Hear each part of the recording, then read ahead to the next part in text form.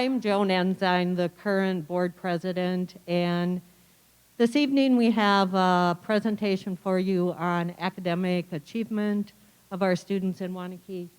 The agenda's on the board up there, and I will be kind of going through. I should have brought my own paper because it's kind of hard to read that from here, but I'll just turn to the side here. So I'm going to go through kind of what brought us here, some of the ground rules. Tim Schell and Amy Johnson, our curriculum directors, are going to go through a presentation for you. And then we'll have about an hour of time set aside for community comments and questions that you can share with us.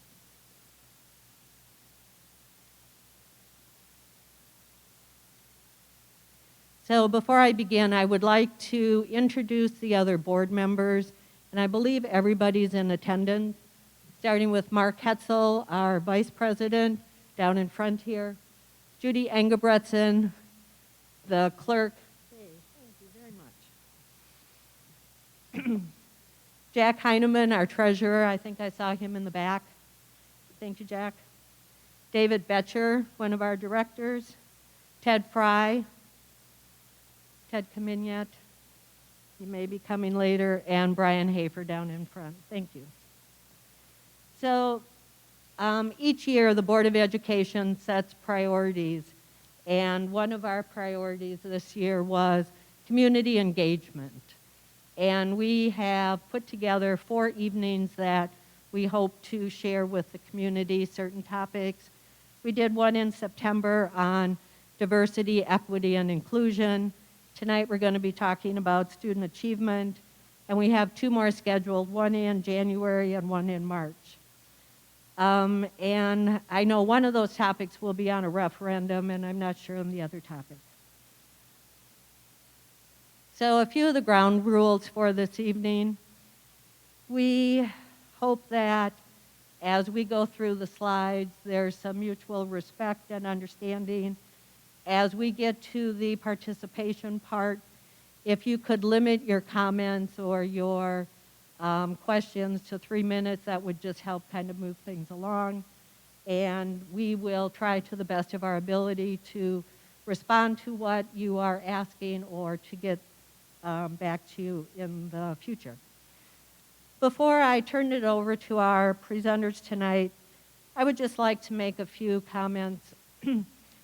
Through the presentation, you're going to see our current report card score, which is excellent. And we don't get that way by accident. Waunakee is known for academic success, and we are known as a strong school system.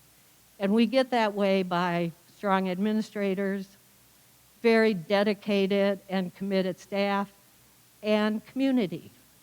When we had 18 months of school shutdown, we had parents that really pitched in, and we really appreciate that. So for the whole community effort, I think you're going to see some very pleasing scores. There are always things that we can improve upon, but we did well for what we endured the last 18 months. So with that, I'd like to turn it over to the 2 curriculum directors, Tim Schell, and Tim is going to start, and then Amy will be following. Thank you.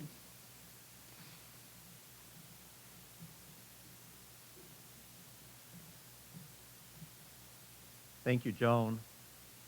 I'm going to start my timer. So, our purpose for the meeting, as Joan alluded to, it's been a priority of the board to respond to the pandemic, and also to make sure that we're providing supports for students, and to provide an update to you, our public, on the progress of our students overall, and in particular as we're emerging from the pandemic. So to that end, we're going to show a fair amount of data in the next few slides. Later on, Amy's going to come up and she's going to share some of our strategies to support students. And if you came in, we had several packets for you, but one of them was a very inclusive slide deck with over 200 slides with even more detail on our academic performance from last year. But we can't cover 240 slides tonight in the presentation here.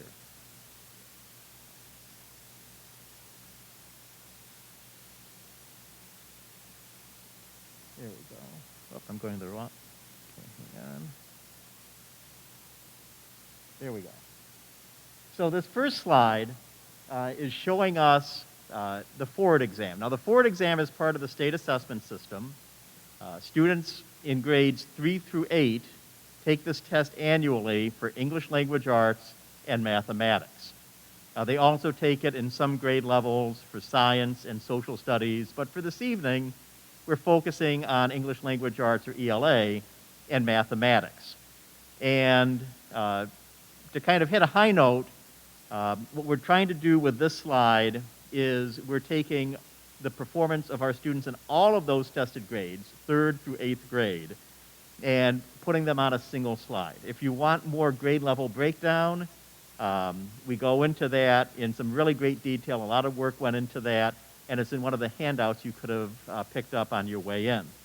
But what you see here is just overall how our achievement levels in ELA appeared over the last 5 years of the test. And for some reason, the test got cut off here on the left-hand, the years got cut off on the left-hand side. But 2021, this last spring, is the top row. And the next row down is 2019. The Forward exam was not administered in the spring of 2020 due to the pandemic. And then so you've got 19, 18, 17, and 16. And what I want to call your attention to are two things. One, you do see a step back in the achievement levels, partly due to the pandemic, but also partly due to the far right. The lightest shade in this bar chart are our not tested students. And you can see that in 2021, the percentage of students who did not participate in the test rose quite significantly for reasons associated with the pandemic, and that impacted this, this chart. And we will show you in this next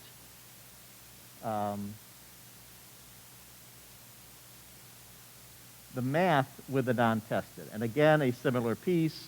You're seeing the step back in performance and the increase in non-tested. But a question we've received a lot from members of the public, and it's a question we've asked ourselves, is how did our performance compare to previous years if we were to just look at the overall breakdown in performance levels among students who took the test? And so what you see here is the combined ELA performance levels for tested students. So we are only doing the students who were tested. And again, this better shows to what extent we did have a step back. And so the darkest shade are the advanced students. The darker middle shade are the proficient students. Now, Wisconsin does have one of the higher proficiency cut scores among the states for proficiency on their academic standards. A proficient student in Wisconsin, depending on the grade level, is going to have a percentile rank somewhere in the 60s, usually ranging from 61% to maybe as high as 68 percentile. This shows us the same for mathematics. And again, you can see the step back. So, I mean, I think none of us would have wanted, if we were drawing it up on paper, to have a school year that unfolded the way the 2020-2021 school year unfolded.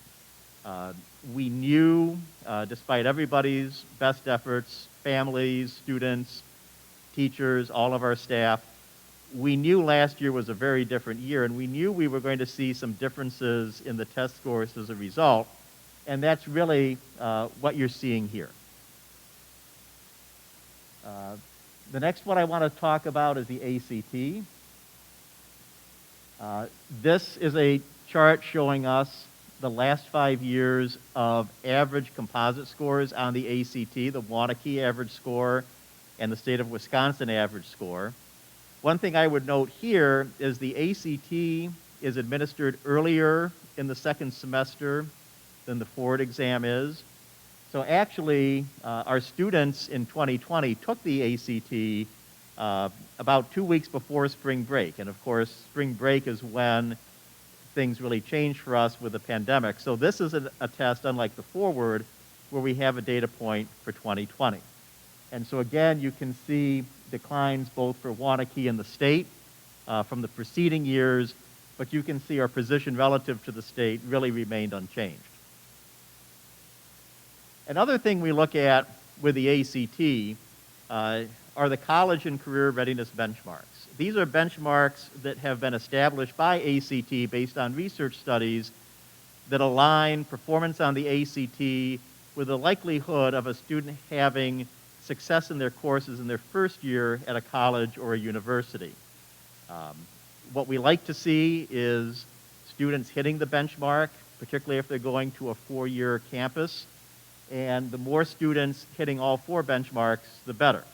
And this is a measure we look at, and this shows us the 5-year scan on that. And again, although we continue to have a situation where our students significantly outperform the state as a whole, you can see both the state and Waunakee did have a decline in the percentage of students hitting all 4 benchmarks last year.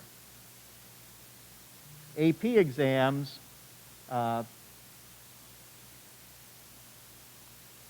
we go. This chart shows us advanced placement percentages of students receiving a 3 or better on their advanced placement exam. Like the ACT, we did deliver the advanced placement exams in the spring of 2020 as well. Not because they were early, they actually happened late in the spring, but the College Board made significant modifications to the advanced placement exams in 2020, and then a different set of modifications to the exams in 2021 so that students could complete these assessments despite the pandemic.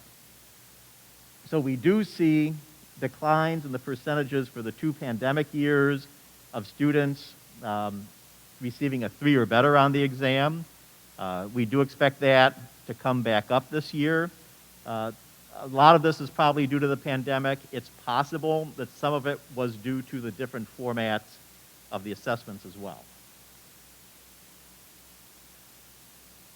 And this takes us to the state report card. So the state report card is put out by the state of Wisconsin. All schools receive it. There was no state report card last year because most of the state assessments, with the exception of the ACT, were not administered in the spring of 2020. So what we see here with the report card is our first report card coming out of the pandemic. There were also some modifications the state made to their general approach to report card scoring for that began this year. And one thing I want to call attention to are the 3 NAs in the target group for our 3 elementary schools. In the state system, your target group are your students who were in the lowest 25% of all of the students in your school on the previous year's state assessment. And you'll notice that we have an NA for that for Arboretum, Heritage, and Prairie. And the reason for that is that our elementary schools have a highest grade of 4th grade. And so our 4th graders had never taken a state assessment prior to the spring of 2021. So there was no previous state assessment to calculate a lowest 25th percent of students from. For the intermediate school, the 5th graders would go back to their 3rd grade test in 2019 and so on, but that was not possible for the 4th graders. So next year, our 3 elementary schools will have scores in the target group. And so what you see is that all of our schools are exceeding or significantly exceeding expectations as the state defines them. The state of Wisconsin did make some modifications to the lower bound of the cut score in the exceeds category. However, all of our schools would have been above the benchmark, even had the old cut scores been in place. And this is our district at a glance. And again, it's at 83. And if we look at our comparison groups, and the schools in the comparison group are in the bottom. These are the districts across the state we compare ourselves to. They're most similar to us in terms of size and composition of the student body. You will see that in Dane County, our overall score was first of 16, and in our benchmark group, our overall score was 8 out of 22. And then there are the 4 component areas, and you can see that we rank most highly in student achievement, and then student growth, target group, and on track are areas where we continue to focus on for continued improvement. In addition to the state assessments, we give local assessments as well. So in the elementary schools, the intermediate school, we administer a computer-based assessment called the STAR. And what this chart shows is our percentage of students at or above our benchmark of the 45th percentile. And you may be wondering, why the 45th percentile? The 45th percentile is a cut score we use as part of our multi-tier system of support or intervention system. And as students score below the 45th percentile on the STAR, we begin to look at their information more closely and their classroom performance more closely and see if they need to receive small group tutoring or maybe even one-to-one tutoring. And these are supports that Amy is going to speak to in just a few minutes here. But you can see over time, this is for mathematics. Did I skip over? No, this is for mathematics. And you can kind of see where first grade has been very stable over time. Second grade, we saw a dip in 20 and 21. Third grade, we saw a similar dip.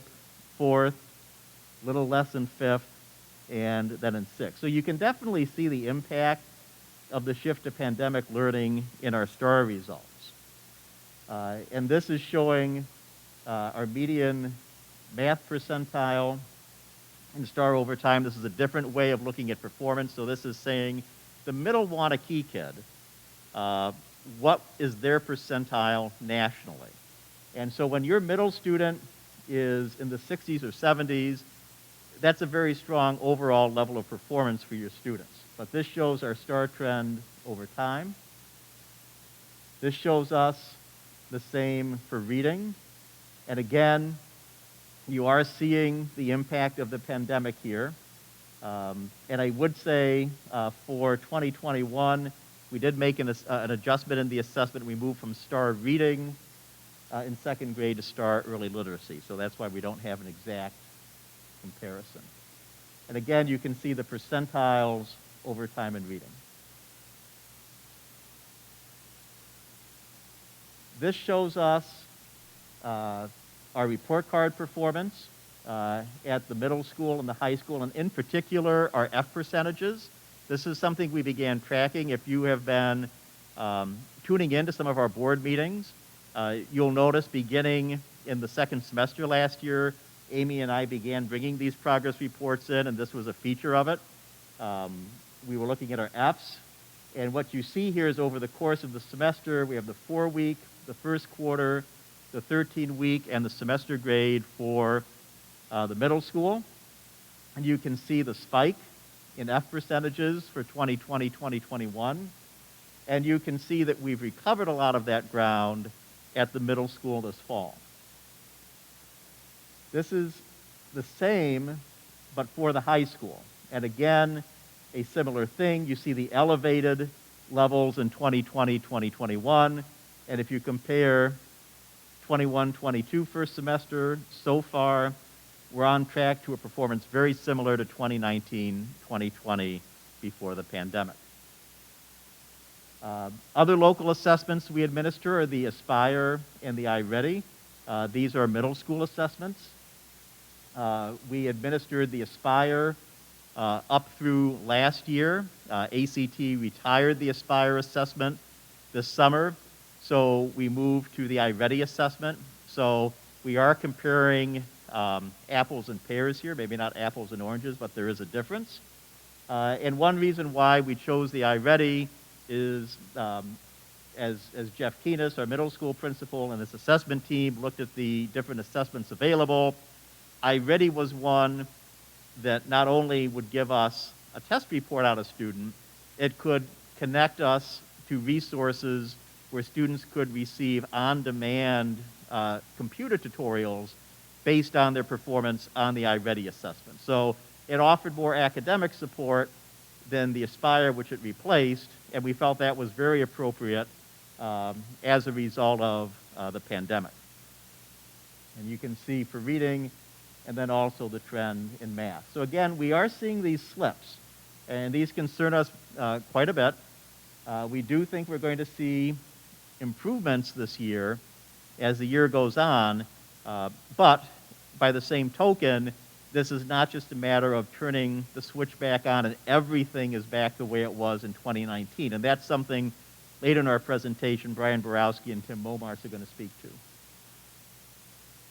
This is the 8th grade reading on the Aspire and the iReady, and this is the 8th grade math on the Aspire and the iReady. And so again, you see that decline from the fall of 2020 to the fall of 2021. It's quite noticeable. How much of that is pandemic related? How much of it is a different assessment? We'll have a better idea next year. And with that, Amy is going to guide us through responding to academic needs.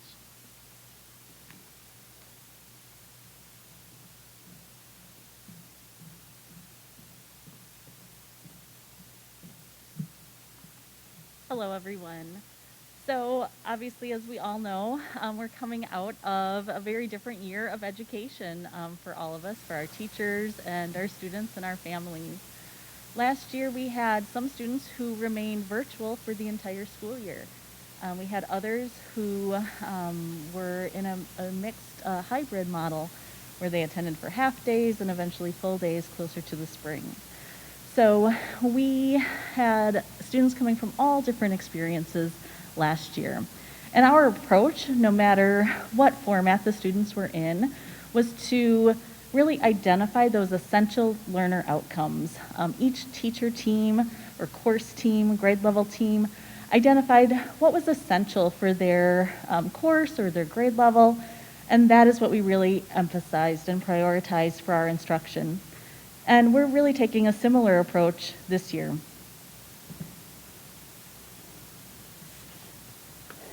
So this is just an overview for kind of how we're approaching our general classroom instruction, our kind of our tier 1, sometimes we call that, or universal instruction. So we are definitely using data to inform our decision making. As Tim showed, not only do we have state required assessments, we have a whole battery of local assessments that we look at to identify students who may need additional support or may need some enrichment if they've already learned some content. So we definitely use that data to drive our decision making. And then classroom teachers are differentiating their instruction as needed, often on a daily basis based on student work that is submitted or additional formative data that they are receiving through their classroom assessments or other assessments. So as I mentioned, we're really focusing on those grade level priority standards and those learning targets so that we can really move students forward. And often we'll really differentiate and use small group instruction to really target student needs. So this has a little teacher jargon in it, but I'll try to explain our terminology that we use. So as I mentioned, tier 1 is really what we call universal instruction. This is the grade level instruction that all students receive. We differentiate it based on their need, but it's kind of the grade level standards and the core material. Then we have some additional interventions that we might provide students And we have times during our day, and that varies a little bit depending on if it's an elementary classroom or a secondary classroom, where we might provide Tier 2 instruction, which would be just a little additional or targeted instruction, or Tier 3, that would be an intensive intervention provided by one of our specialist teachers. And again, the Tier 2 and Tier 3 are in addition to our Tier 1 instruction. Our interventions that we use are evidence-based, and we monitor the students' progress in those interventions every other week or even weekly for Tier 3.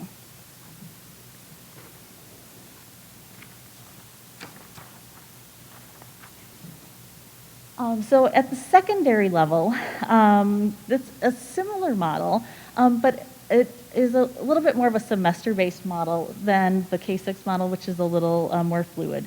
But again, we start with our Tier 1 universal instruction.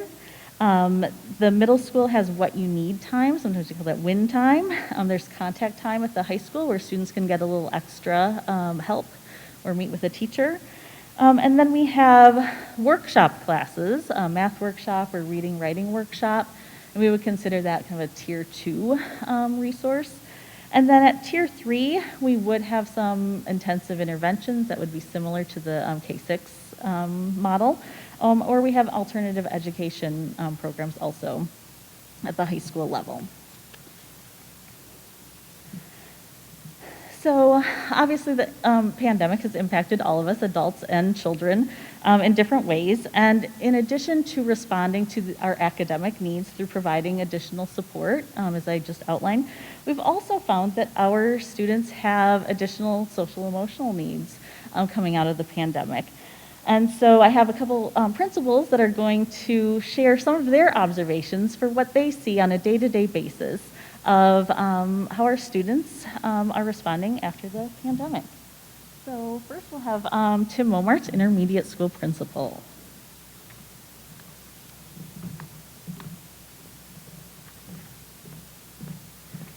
Good evening.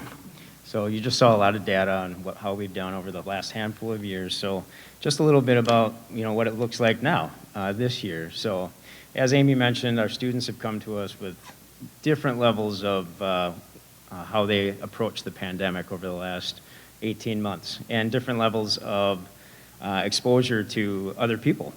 Some didn't see many other people, some saw other people and started to get involved in things. So if you were to come to our classrooms now, they're structured the same way. We are given direct instruction. We're pulling small groups. We're meeting with kids one-on-one. We're meeting their needs academically the same way we always would. Where we have spent a little more time at the start of the year and continued to cycle throughout the first 6-8 weeks here so far was just a lot more about what do we want our classroom environment to look like and sound like? How do we want to interact together? What's a respectful environment here? What's a respectful environment when we're in the lunchroom, when we're at recess? What does it mean to play fair at recess? We've had to spend a little more time than usual on those kind of things. And we think we're getting there. It took a little more time, but we think we're making a lot more progress in those areas. And trying to get students to just understand how to interact with each other again. Because not many of them have been around 500 to 700 other people sharing the same space. So there was an adjustment period. So we did spend a little more time on creating that environment, creating the culture of our rooms, creating the culture of our building. Because many kids hadn't seen their building operate normally, and in my building, none of them had seen our building operate normally. So it took us a little more time to build in those routines. But on a day-to-day basis, what does it look like in the classroom? It looks like it always would. So I think that's what I have to say. Brian?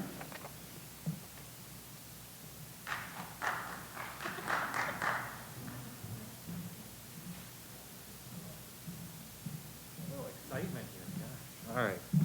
I'm Mr. Borowski. I'm glad you guys all came out tonight. So what's it look like at the high school? I'm going to kind of bounce off what Tim said. It took us a while to get the routines established. I would say we've seen more immaturity this year than we've seen in years past. Just kids trying to figure things out. Where are they supposed to go? How are they supposed to do things? That many of our ninth and 10th graders didn't get to see our seniors in action for a few years. That's how they learn. That maturation process of the kids, the freshmen sitting in the cave, seeing how the seniors do it and how they behave, they missed out on that. So that's a pretty big loss. So that was something that we're working on. I would say like about 2 weeks ago, I'll knock on some wood, we had a normal day. And that was the first time this school year I'm like, this feels normal. The kids behaved. There wasn't stuff being tossed around the commons. They didn't leave a massive mess. There wasn't some of the immature behaviors that we've dealt with. And we were really excited about that because that was the first time I felt like we had made it. We're going to be okay. We've turned a corner. So, and that was a good feeling. One of the things that, talking about some of the struggles that we've had, we didn't have contact time at all last year. We had it. It wasn't in the same format that we've had it in the past, where kids could go see their teachers, get that direct one-on-one instruction, or the support that they needed if they were struggling with something, just based on how things were last spring. When kids did come back, we couldn't let them move around because of the contact tracing. So this fall, when that changed, we were able to allow kids to move around and be with their teacher, get the support that they need, or just go be in their clubs and get the time that they needed to connect with the staff that way. Some of the other things we're seeing kids, self-advocacy continues to be something we're really encouraging kids to work on. Making sure that you're having conversations with the teacher, connecting with them, letting them know what the issue is.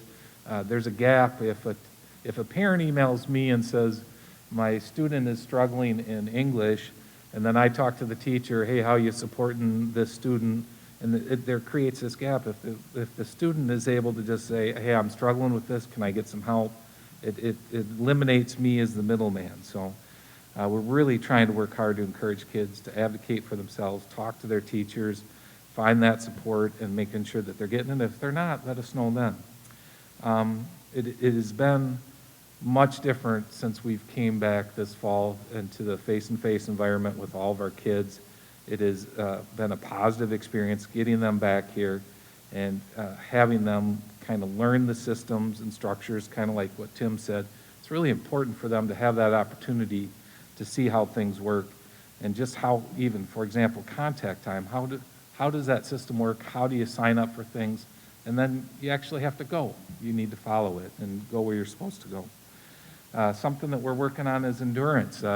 Many of our kids hadn't had 8-hour days. So the early part of the school year was a struggle for them. I think getting them to work through problems, get through the day, and feeling the intensity of the high school, because we really went back to what we were doing before, and that has been a struggle for kids, and that's one of the reasons we build in some of the social emotional supports for kids, because it is high stress here. It is high stakes, and they understand that now, that these grades matter when they get to the high school, and it does create a lot of stress, and I know there's a lot of pressure on them. Either they put that on themselves or parents put that on them.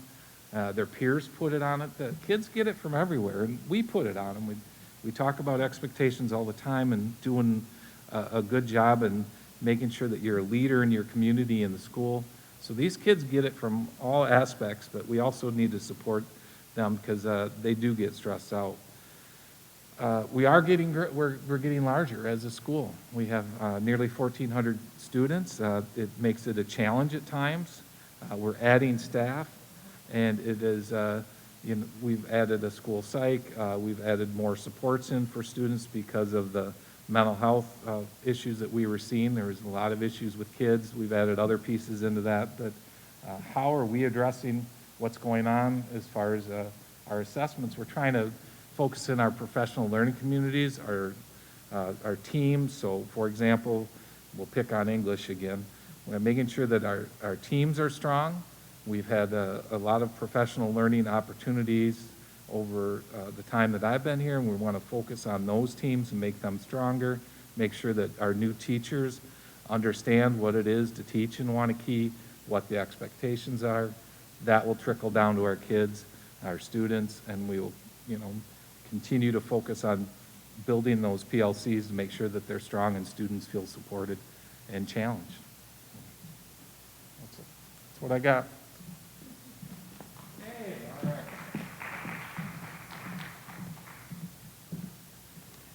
Thanks, Brian and Tim, for giving us a little glimpse on your observations in the school buildings.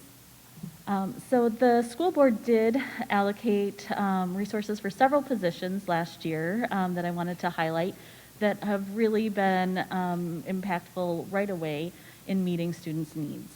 So we did increase our positions for academic interventions. So at the elementary level, we have an additional 1.5 FTE for math, an additional 1.0 FTE for reading.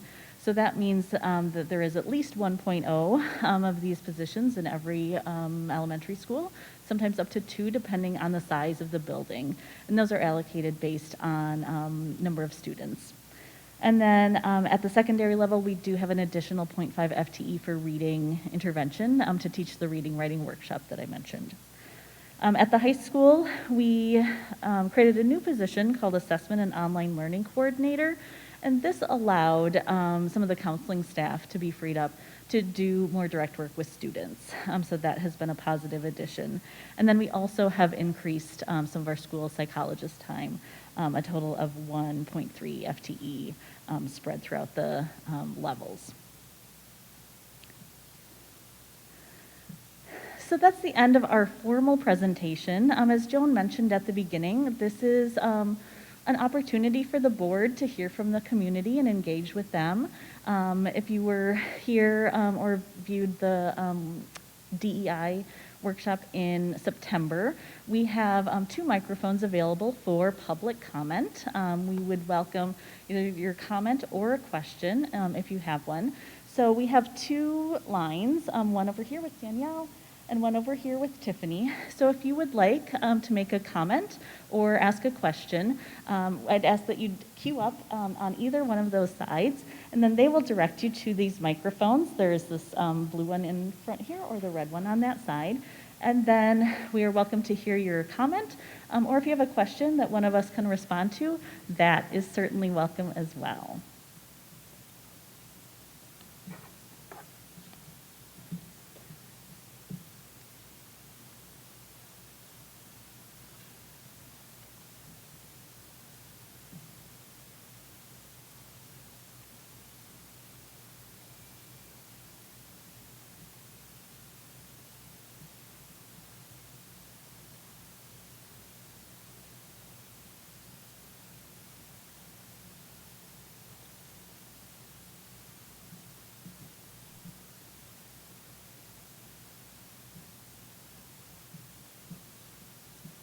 And if you were just here to hear the presentation, that is great also. We are happy to stay around afterwards if you would like to talk to any of the administrative team. All of the principals are here, or our student services and curriculum and instruction staff are here as well. We would be happy to talk with you individually or reach out to us via email. Our next steps are that we, as Joan mentioned, will have 2 more community engagement sessions coming up, one in January and one in March. And it will follow the same format with some presentation and some time for questions. Any? Oh, there is a question. Great. I don't know who to target it to, so I'll speak this way and whoever perfect. wants to grab it. But I'm curious on the academic interventionist slide that was just up. Yep. Does that in any way relate to pathways support, or are these different individuals? And if not, or if so, any discussions about support for additional pathway? Sure. support? I'm staring there, but I'm talking like you. So. These are academic interventions for students who would be identified based on those assessments that we looked at as in need of additional help to get to grade level standards. We do have pathways staff that sometimes during the intervention and enrichment block, some students will go with the interventionist, Some students might stay in their classroom, work with their classroom teacher, they might be doing some independent projects, or they might be going to work with a Pathways teacher. So these positions that we added were not Pathways, but they are kind of included in that IE block. I don't know if, Tim, you wanted to add anything for Pathways?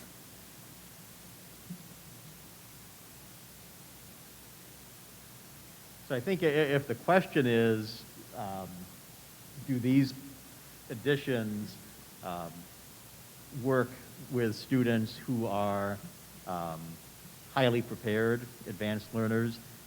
No, these positions were added specifically to support students who needed additional assistance, who were perhaps not highly prepared, and in trying to anticipate where we would be coming out of the pandemic. Certainly, if you follow our budget process, we've had a lot of proposals over the years to add staffing in a variety of areas, boards in a challenging situation needing to make decisions with limited budgets, but we do have some proposals out there to add to Pathway staffing for the future.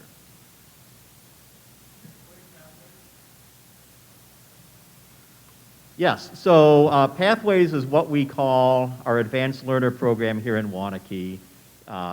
Depending on where you grew up or what your prior experiences are in school systems, you might have heard it called Gifted and Talented, TAG, GT.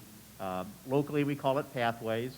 And these are currently staffed at a 50% position per school, plus an overall 50% full-time equivalency for the whole district. And they work with our advanced learners, our students who need additional challenge, and part of that is working, as Amy mentioned, in the IE block.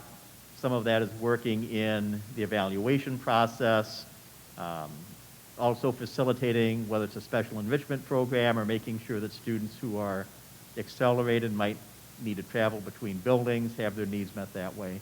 That's what our program does. We call it Pathways, and that's just kind of the super thumbnail on that, Greg.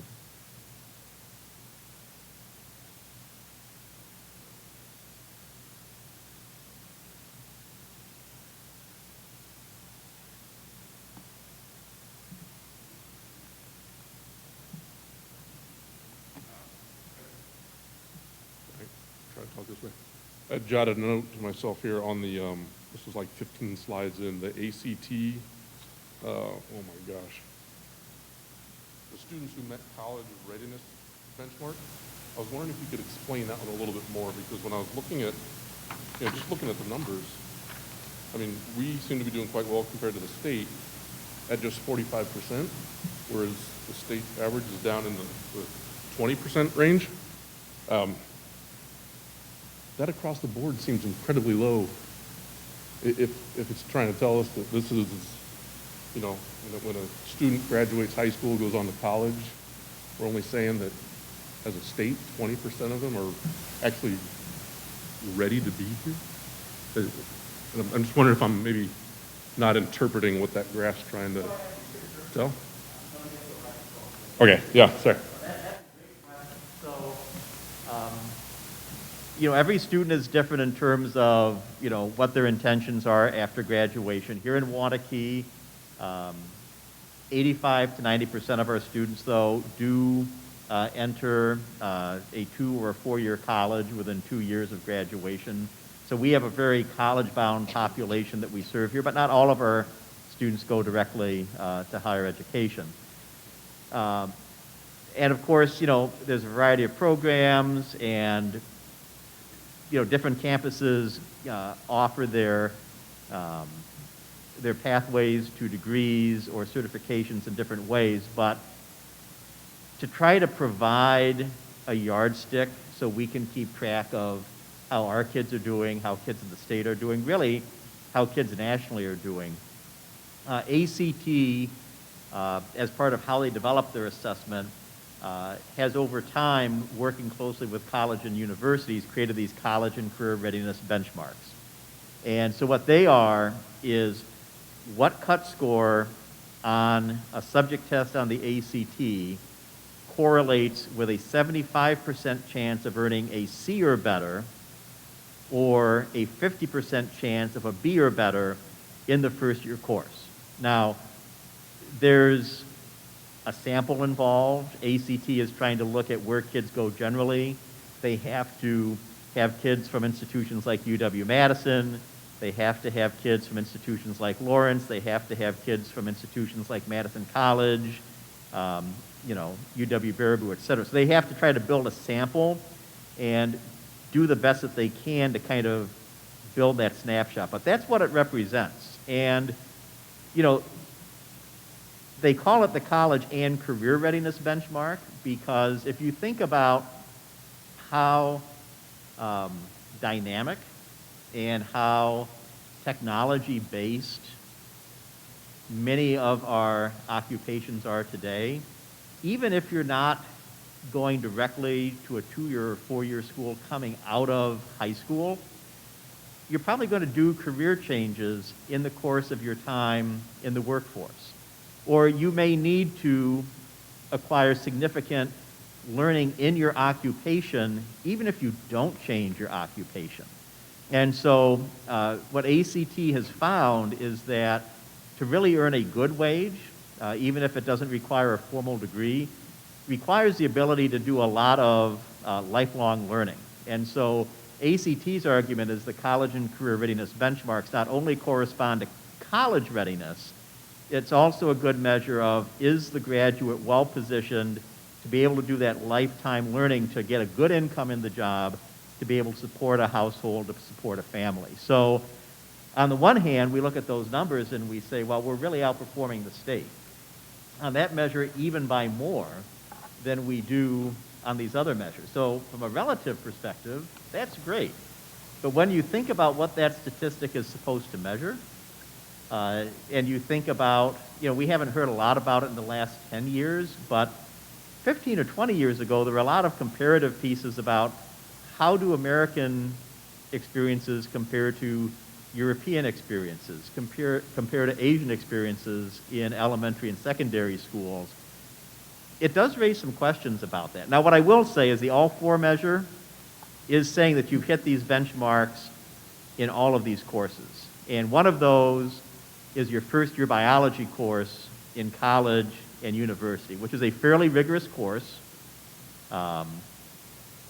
Most of us probably did not take biology as our freshman course in college. So there is a little bit going on under the hood. It is a little bit more of a rigorous metric than what I would call fundamental college and career readiness, but there's a lot of research behind it. And, I know we're running well on time, but I don't know that we want to have a 15-minute conversation on this, but I'd love to follow up with you more or send you kind of their information on that. I would, oh, sorry.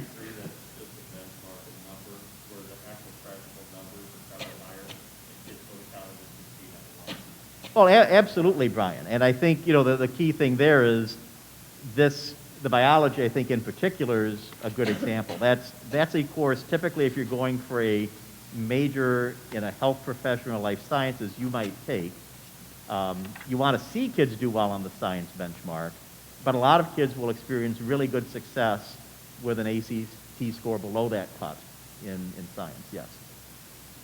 Yes, I was just going to add on to that too, is it's meeting all 4 also. So in the companion document, it does show how students achieved in English, math, all of the sub tests. And so in English, typically, I can't quite see the number without my magnifying glass, Tim, but it's close to 80%, I think, typically for English. So that measure that we shared is all meeting the benchmark in all 4. Thanks for getting us started. Other questions or comments that the community would like to share with the board or ask administration?